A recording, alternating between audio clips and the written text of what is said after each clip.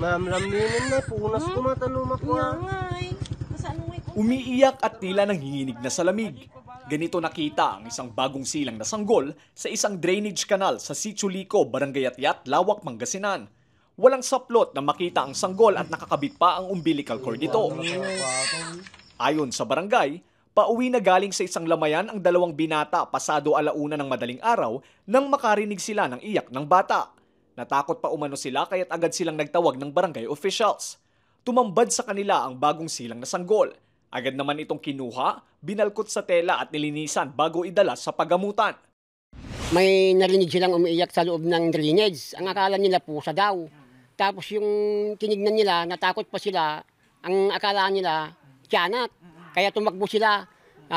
Tinawag nila yung matanda doon na papuntang bayan na mamimili yung pangbinta niya sa yung mga talipapa niya.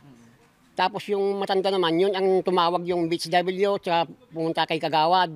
Tapos dinala yung bata doon sa ospital. Kinaumagahan naman, pumunta kami sa police station para i-report namin sa police station. Pero yung bata, okay naman na nasa ospital na daw, yung araw na yun.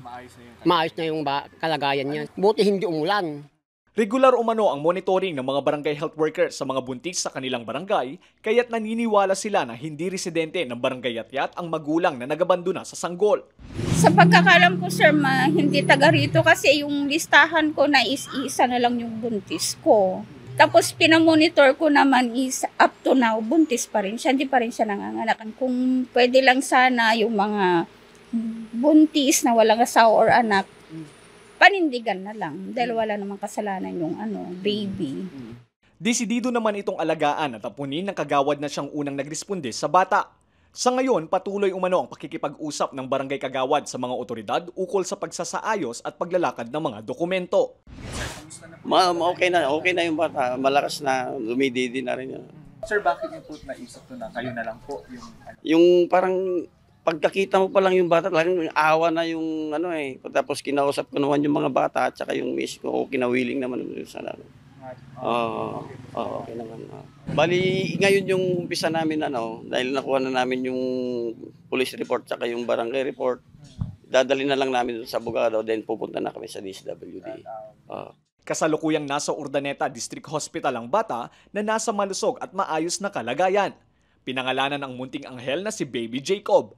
Samantala, patuloy naman ang investigasyon ng mga otoridad sa kung sino ang mga magulang na nagabandona sa bagong silang na sanggol. Dapat sana, sir, yung magulang, dapat makonsensya naman siya. Na basta-basta nang iniwan yung bata doon. Kung talagang hindi niya kayang alagaan na sana, di mas mabuti humanap na lang ng mag-aampon yung bata para maayos naman kaya yung batang kalagayan niya. Kawawa kasi yung batang yung ganun. Walang kamalay-malay na basta na lang iniwan doon sa drainage. Lester Narag, Balitang, Solid North.